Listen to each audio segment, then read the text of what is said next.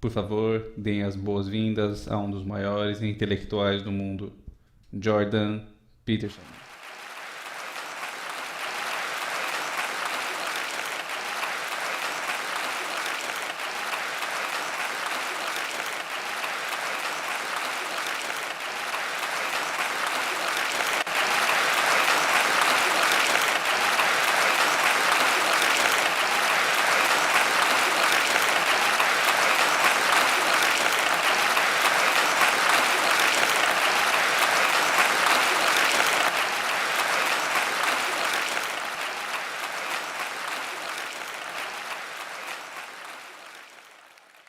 Isso foi legal.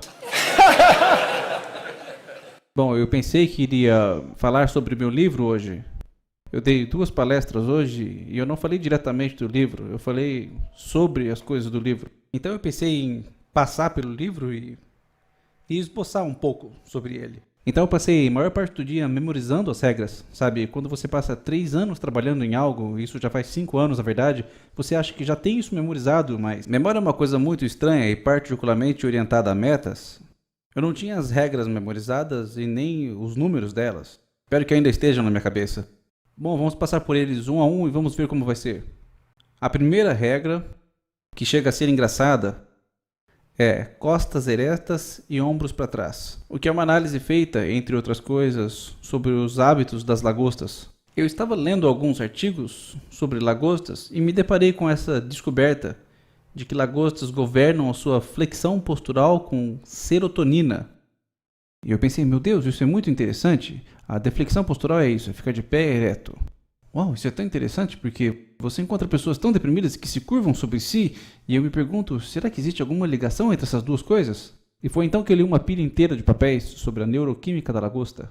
A neuroquímica da lagosta é bastante fácil de compreender porque elas têm um sistema nervoso bastante simples. E assim, se você quer entender um sistema nervoso complexo, é uma boa ideia entender o sistema nervoso simples primeiro e depois elaborar o que acontece com o mais complexo. E então, o que acontece é que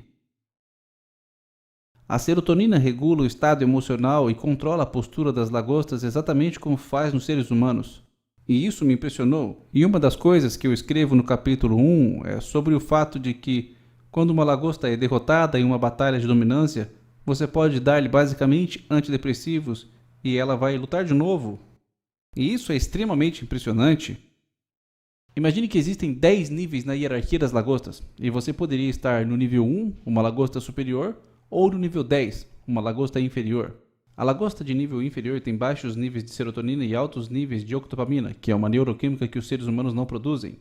E se você é uma lagosta de nível superior, você tem elevados níveis de serotonina e baixos níveis de octopamina. E você pode mover a lagosta na sua escala de dominância, moderando os níveis de serotonina dela. E eu achei isso muito interessante porque isso significa que o nosso calculador social, que analisa o nosso status, nós temos um contador mental no sentido de manter o controle do nosso status, tem 300 milhões de anos de idade. E eu leio isso e penso na ideia de que as hierarquias humanas são uma construção sociocultural. Não, está errado. E não está só um pouco errado, está extremamente errado. Então as hierarquias já existem há pelo menos 350 milhões de anos. E nós temos um sistema neuroquímico que modula a nossa compreensão dessas hierarquias. Mas também algo muito interessante a se pensar é no quanto a reputação das pessoas é importante para elas. E existem muitas razões, mas uma delas é: onde esse contador mental que você compartilha com as lagostas avalia você em termos de hierarquia e determina a relação de emoção negativa e emoção positiva que você sente? E isso é absolutamente espantoso. Por 2 razões. Uma delas é o porquê de ser tão difícil de colocar uma pessoa para baixo. Porque isso não apenas chateia a pessoa no momento, mas muda a forma como todo o seu sistema responde ao mundo, de modo que agora ela tem uma emoção mais positiva do que uma emoção negativa.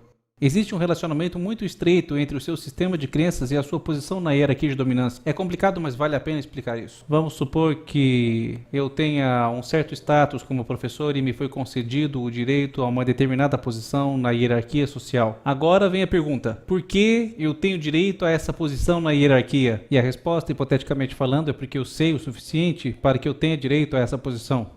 Então, se você se levantar na plateia e desafiar as minhas crenças e mostrar que eu estou errado, você poderia dizer que eu ficaria chateado por estar errado, mas a razão mais exata para eu ficar chateado é porque você está indicando para a multidão que a minha posição na hierarquia de autoridade é inválida. E ao fazer isso, você me rebaixa na hierarquia e mexe com o sistema neuroquímico que está regulando minhas emoções. Então, se você estiver um pouco interessado em saber a razão pela qual as pessoas estão tão propensas a defender a si mesmas e as suas crenças em serviço da sua posição, essa é a razão. E é por isso que dados biológicos são tão úteis. Não devemos discutir se hierarquia social, como eu disse, é ou não construção social.